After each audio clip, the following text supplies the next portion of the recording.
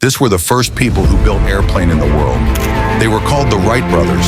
They were interested in flying from a young age.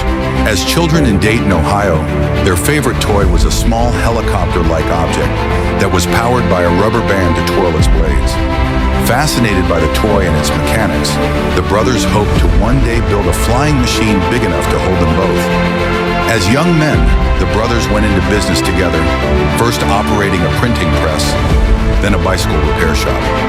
Eventually, the duo began selling their own custom-made bicycles to customers, but the brothers never lost their love of flying.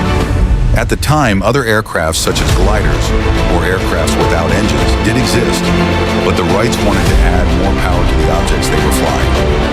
In 1899, the brothers began experimenting with building their own aircrafts.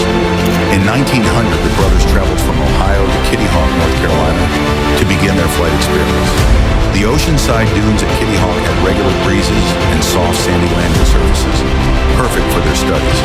The brothers first conducted tests with kites before experimenting with gliders. Both Orville and Wilbur separately piloted the gliders during their testing process. In 1903, the brothers built an airplane called the Wright Flyer Ride, which featured wooden propellers the men had designed and carved themselves. The plane also had a gasoline engine.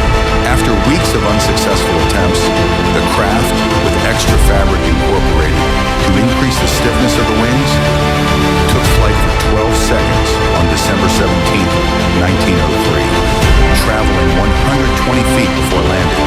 The plane worked. Both brothers flew the craft a few more times that day. They had flown the world's first successful piloted engine-powered airplane. After their success in North Carolina, the Wright brothers continued to travel around the world, perfecting their craft and modifying their designs. But they did so much more, kicking off the era of modern aviation and inspiring future adventures.